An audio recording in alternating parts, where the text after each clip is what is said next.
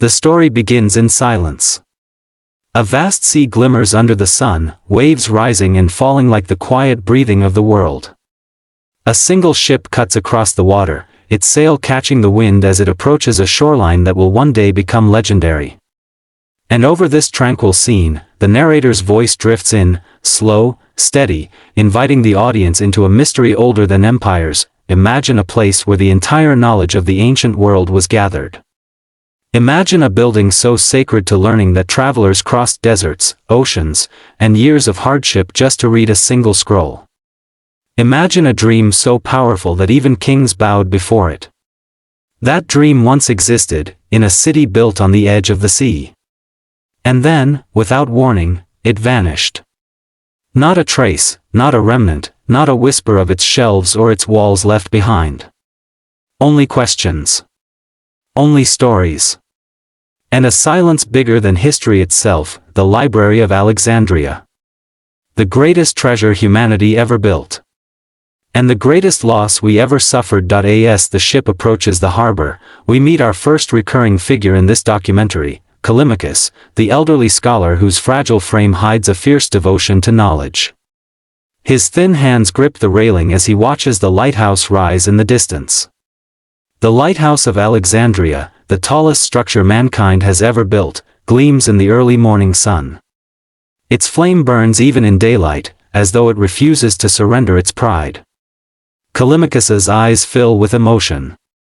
He has been away for months, gathering new scrolls, new fragments of forgotten cities, new pieces of the world's puzzle. He returns as a servant of a dream shared by the rulers of Egypt, the thinkers of Greece, and the wandering scholars who come seeking truth. Behind him stands Athenodoros, a younger scholar, tall, energetic, whose curiosity burns like a fire he barely knows how to control. He admires Callimachus more than he admits, and sometimes envies the older man's legendary mind. Together, they make the perfect pair. One anchored in memory, the other reaching wildly toward the future. Their ship enters the harbor, passing fishermen, merchants shouting prices, children playing near the water, and giant statues of Greek gods towering over the docks. The city of Alexandria hums with life. Founded by Alexander the Great only a century before, it has become the beating heart of the Mediterranean. But Callimachus sees beyond the noise of the city. His gaze stays focused on the distant colonnades of the royal district. That is where the library stands. That is where his true home waits. When the scholars step onto the pier, their robes flutter in the sea breeze, and several students rush toward them. They bow respectfully. They greet Callimachus as though greeting a returning general from war. He smiles gently, telling them to carry the new scrolls carefully. His voice is soft, but each word contains purpose. Athenodoros watches him, realizing with quiet awe that knowledge itself seems to gather around the old man like dust around a flame. As they walk through the city, the audience is carried deeper into Alexandria's world. The streets are lined with marble buildings, fountains, palm trees, and bustling marketplaces. People speak Greek, Egyptian, Hebrew, Persian, and languages unknown to most of the world. Travelers ride camels through the dust. Noble families gaze from balconies. Philosophers argue on street corners, drawing crowds who listen as though witnessing a performance. For decades, scholars have been coming here from every land, carrying with them stories, histories, mathematical proofs, medical treatises, maps of lands unseen. All of it flows toward one destination. At last, Callimachus and Athenodoros arrive at the Library of Alexandria. There are no surviving drawings of the library in the modern world, so what follows is an imagined reconstruction based on ancient descriptions. The building stretches beyond sight, its outer walls carved with inscriptions from Egyptian and Greek traditions. Columns rise like forests of stone. Students sit on steps beneath the sunlight, reading, debating, writing. The doors are massive, decorated with bronze in the shape of an open scroll. As the scholars push them open, a breath of cool, scented air flows outward. Inside, lamps burn softly. Shelves climb upward, filled with papyrus scrolls. Tens of thousands. Hundreds of thousands. Possibly the entire intellectual memory of civilization. Callimachus steps in slowly. A pause. A breath. As though entering a temple, he touches his hand to his chest. Athenadoros follows, overwhelmed by the sheer scale. The library stretches across chambers, courtyards, lecture halls, reading rooms. Scholars sit at long tables, copying texts by hand. Philosophers debate astronomy and ethics. Physicians examine anatomy scrolls. Mathematicians scribble equations. Light falls through high windows, illuminating motes of dust that dance like stars drifting in an eternal sky. A figure approaches them, Demetrius of Phalerum, a statesman-turned-scholar whose ambition is matched only by his brilliance. He welcomes Callimachus warmly, but his eyes flicker with concern. There are whispers, he says. Political tensions rising. Trade alliances shifting. Egypt's ruler, Ptolemy II, is under pressure. Alexandria is a beacon, but also a target. And the library, this fragile sanctuary of human knowledge, stands in the crossfire of ambition and war. Callimachus listens patiently. He has heard such worries before. Knowledge has always lived in the shadow of power. But Demetrius lowers his voice. This time, he warns, the shadow feels darker. That night, the scholars dine in the royal palace. Athenadoros gazes across the marble floors and golden decorations, feeling small amidst such grandeur. Callimachus, however, pays attention only to the king. Ptolemy II is intelligent, curious, devoted to learning. But he is also a ruler, and rulers make decisions scholars cannot predict. During the meal, Ptolemy asks Callimachus about the new scrolls he has collected. He asks about lost works of Aristotle, fragments of ancient Babylonian astronomy, new plays from Athens, medical theories from India. The king's fascination is real. Yet behind his words, the older scholar senses something else: pressure, urgency, a heaviness. After the meal, Callimachus and Athenadoros return to the library. Its halls glow with amber lamplight. Students read through the night. The two scholars walk side by side, speaking softly. Callimachus describes a dream he has carried all his life: to catalog the entire library, organizing every work ever written, creating the world's first universal index of knowledge. Athenadoros listens in awe. The task seems impossible. But that, Callimachus says, has never stopped humanity from trying. As they move deeper into the library, Athenadoros stops, noticing a small group of students gathered around a large map. It shows the known world, stretching from the Pillars of Hercules to the mountains of India. But gaps remain, blank spaces waiting to be filled. The library is not just a monument to what humanity knows. It is a reminder of what we do not yet understand. And then, just as the night grows quiet, the first sign of the coming storm appears. A messenger rushes in, breathless. Ships are approaching the Alexandrian coast. Not merchants. Not scholars. Warships. Callimachus looks at Athenadoros with a calm that only age can give. This library has survived storms before, he says. But Athenadoros feels a chill. Something about the messenger's voice, about the tension that grips the air, suggests this storm may be different. He looks at the endless shelves of scrolls, stories, discoveries, histories, dreams, and wonders how a world built so carefully could ever be destroyed, and the audience feels it too, the weight of something precious standing on the edge of disaster. The story of the Library of Alexandria has begun. The morning after the messenger's warning, Alexandria awakens to a sky smeared in gray. The wind carries the uneasy whisper of something coming, something too large to ignore. In the library's upper halls, scholars gather near the windows, staring out toward the sea. Far beyond the harbor's curve, shapes appear through the mist, distant ships, their masts standing tall like spears rising from the water. Callimachus studies them without fear. His expression remains quiet, unbroken. Centuries of scrolls rest behind him, each containing stories of nations that rose and fell. He has seen enough of human ambition to know that even the largest waves eventually pass. But Athenodoros feels every shift in the wind like a warning. To him, the library is not just a place of knowledge. It is the heartbeat of the world. And now, that heartbeat feels fragile. Demetrius enters, his footsteps hurried. He speaks with urgency. A Roman fleet, he says, is approaching the coast. Rome has been expanding, greedy and relentless.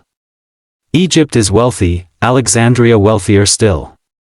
And the library, filled with knowledge unmatched anywhere, is both a treasure and a threat to every kingdom that seeks dominance. Callimachus remains calm, but the younger scholars murmur in fear. Athenodoros asks what the library should do. Should they hide the scrolls? Should they remove the most valuable ones? Demetrius shakes his head.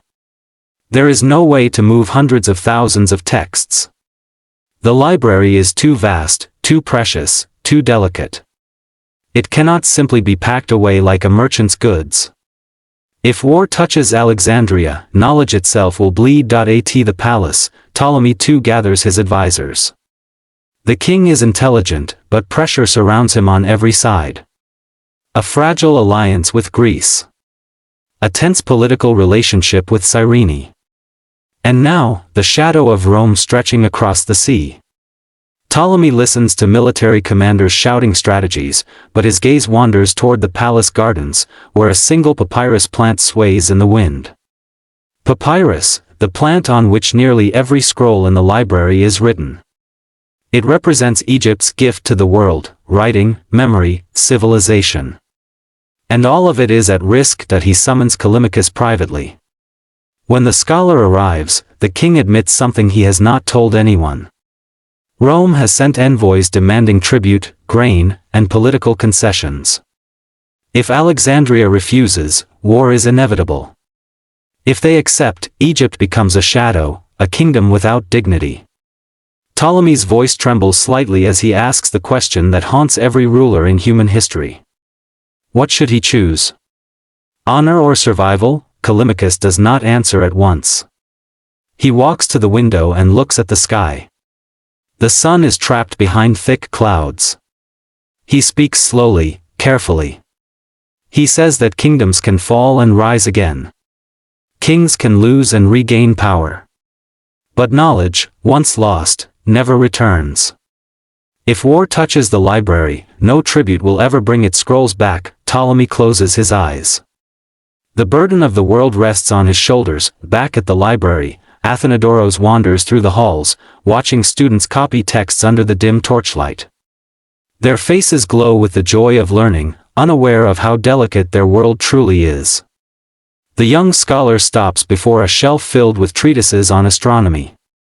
He pulls out a scroll written by Aristarchus, who once claimed the earth revolved around the sun. Athenodoros smiles faintly, thinking how dangerous ideas often sleep quietly between thin layers of ink. That he imagines what would happen if a torch fell on these shelves.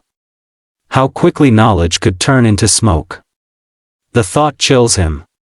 The library has survived dozens of political storms, yet it has never faced a threat like this. Late that night, Callimachus returns to the reading hall.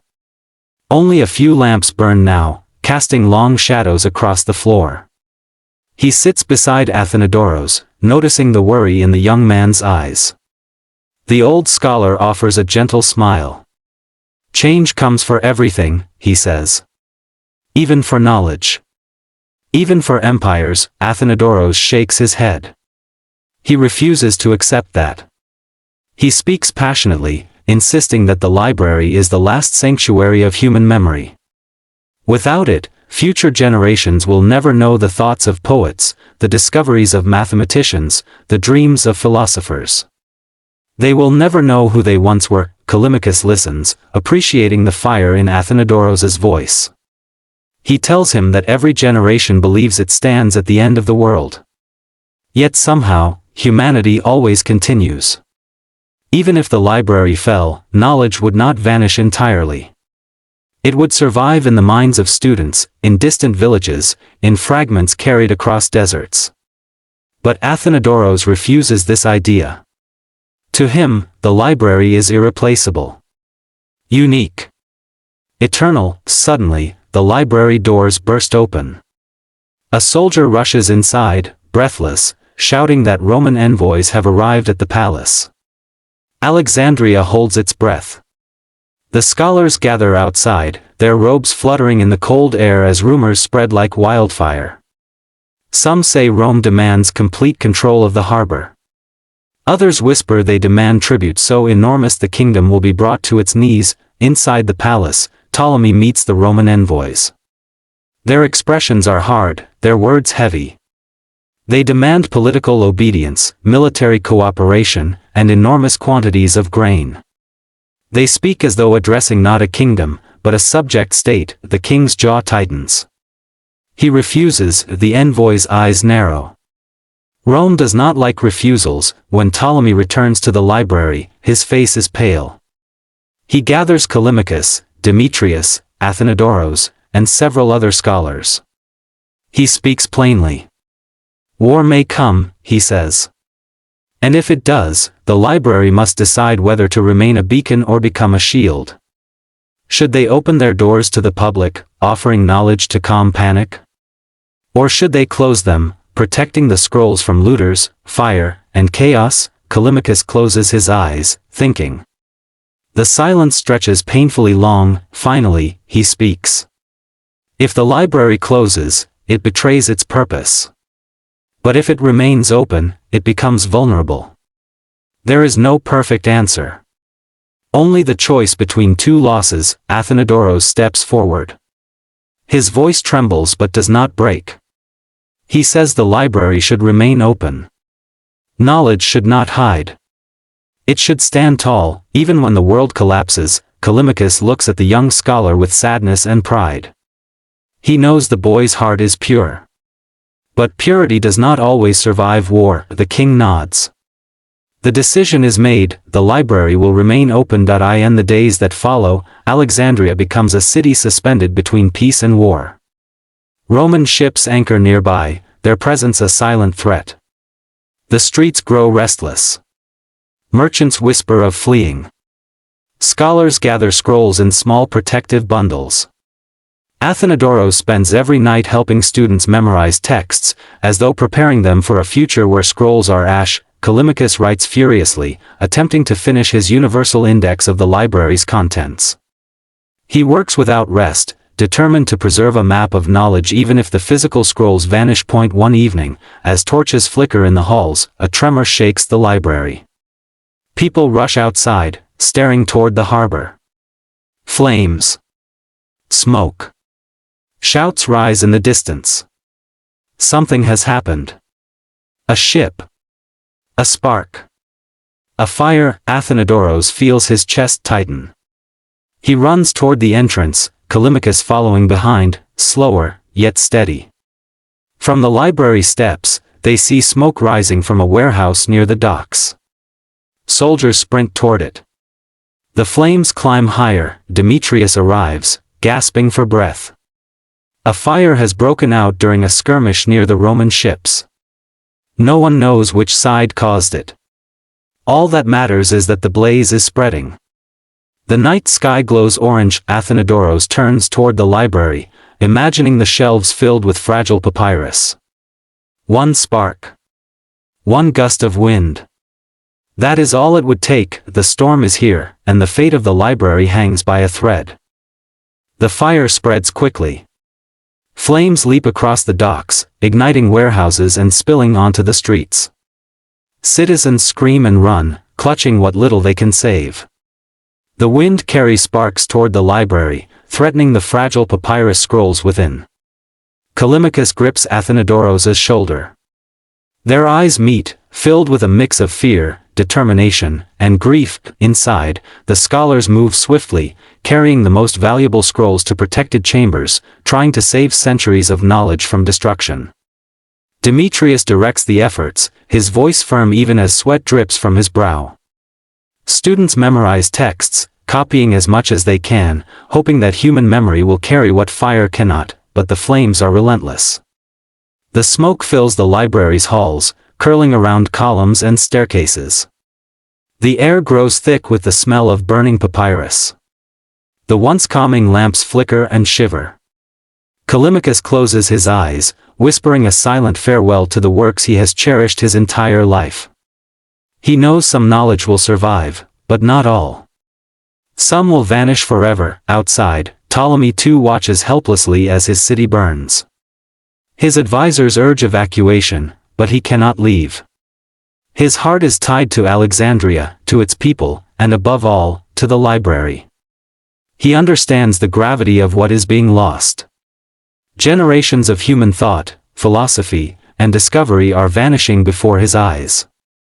Yet even in despair, he knows that the spirit of learning cannot truly die. Athenadoros moves through the library's halls, shouting instructions, guiding students, trying to preserve order amidst chaos. Every scroll saved feels like a victory, but each one lost leaves a hollow ache in his chest. He reaches a chamber filled with astronomical texts, medical treatises, and maps of distant lands. He clutches them to his chest, breathing in their scent, knowing the world outside may never see them again. The fire grows. Walls crumble. Columns fall. The library, once a palace of knowledge, now becomes a monument to destruction. Flames consume the shelves, paper turning to ash and smoke rising toward the heavens. Yet within the devastation, Callimachus and Athenadoros continue their work. Each surviving scroll, each fragment committed to memory, is a small triumph against the inevitable. As the night deepens, the fire finally begins to wane. Exhausted, scorched, and coughing, the scholars emerge from the library. Alexandria lies in ruins. Smoke hangs heavy in the sky. Fires continue to burn across the harbor. Ships have been destroyed. Merchants mourn lost goods. Citizens wander the streets in shock, uncertain of what comes next. And the library, the crown jewel of human knowledge, has been irrevocably changed. Much has been lost. Much remains. Callimachus stands among the survivors, gazing at the smoldering ruins. He feels the weight of loss, but also the responsibility to ensure that the memory of what was stored, what was known, survives in the minds of those who remain. Athenadoros kneels, picking up a partially burned scroll. He carefully turns the charred pages, recognizing fragments of ideas that may someday be reconstructed. Knowledge, he realizes, is never truly gone if it is remembered, shared, and taught. Demetrius joins them, exhausted but resolute. He surveys the damage and nods solemnly. The library's physical form may be destroyed, but its spirit endures. Across the city, other scholars gather the surviving scrolls, cataloging, memorizing, and preserving them for posterity. Though the flames have erased much, human curiosity persists. Ideas, once shared, cannot be fully extinguished. The city slowly rebuilds. Alexandria remains a hub of culture, trade, and learning. Though the library will never return to its former glory, its legend grows. Stories of its treasures, its scholars, and its unmatched collections spread across the ancient world. Callimachus continues to teach, Athenadoros becomes a renowned scholar, and the memory of the library inspires generations to come. It becomes a symbol, not only of what was lost, but of the enduring pursuit of knowledge, and so, the Library of Alexandria exists forever in memory, imagination, and history. A testament to human curiosity, ambition, and the relentless drive to understand the universe. Its physical halls may have fallen to fire, war, and time, but its legacy lives on in every scroll studied, every book written, and every mind that seeks to learn. As the camera slowly pulls away from the city, the Nile reflects the rising sun, golden and calm. Ships sail once again across the harbor. Life continues. And somewhere in the wind, the whispers of forgotten scrolls drift, carrying with them the stories, the discoveries, and the dreams of humanity, waiting to inspire the future. The Library of Alexandria is gone, yet it is eternal. The story ends, leaving the audience with the quiet, profound understanding that human knowledge is fragile, precious, and yet enduring. That even in loss, ideas survive. And that every scroll, every story, every fragment remembered keeps the spirit of the library alive for all time.